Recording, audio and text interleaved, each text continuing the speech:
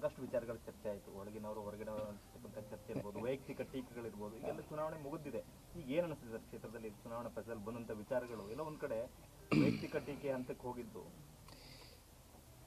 ನನ್ನ ಸ್ವಾಭಾವಿಕ ಗುಣ ಕೆಲವೊಂದಷ್ಟು ವಿಚಾರಗಳು ರಾಜ್ಯದ ಜನತೆಗೆ ಬಿಟ್ಬಿಡ್ತೇನೆ.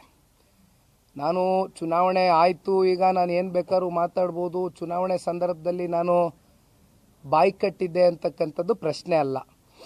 ಯಾಕೆಂದರೆ ರಾಮನಗರ ಜಿಲ್ಲೆಗೂ ಸನ್ಮಾನ್ಯ ದೇವೇಗೌಡರು ಕುಮಾರಣ್ಣನಿಗೂ ನಂಟು 40 ವರ್ಷದ ನಂಟು.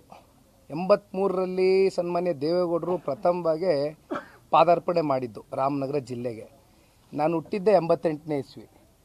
ಭಾಳ ಜನ ವಿರೋಧ ಪಕ್ಷದವ್ರು ಹೇಳಿದ್ರು ದೇವೇಗೌಡರು ಸಾಹೇಬರು ಅವ್ರ ಮೊಮ್ಮಗನ ಗೆಲ್ಸ್ಕೊಳಕ್ಕೆ ಬಂದಿದ್ದಾರೆ ಅಂತ. ಆದರೆ ಬಹುಶಃ ಅವರು ಅನೇಕ 21, 22 ಬಹಿರಂಗ ಸಭೆಗಳಲ್ಲಿ ಗುರ್ಸ್ಕೊಂಡಿದ್ದು ಈ ವಯಸ್ಸಲ್ಲಿ 6 ದಿನಗಳ ಕಾಲ ದೇವೇಗೌಡರು ಸಾಹೇಬರು.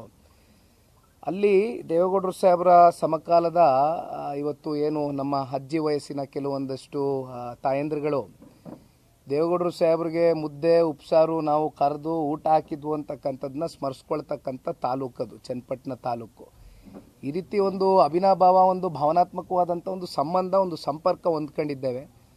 ಹಾಗಾಗಿ ಚುನಾವಣೆ ಸಂದರ್ಭದಲ್ಲಿ ಕಾಂಗ್ರೆಸ್ನ ನಾಯಕರುಗಳ ಕೆಲವೊಂದಷ್ಟು ಹೇಳಿಕೆಗಳು ಅಂದು ಕೂಡ ನಾನು ಹೆಚ್ಚು ಗಂಭೀರವಾಗಿ ತಗೊಂಡು ಮಹತ್ವವನ್ನು ಕೊಡಲಿಲ್ಲ.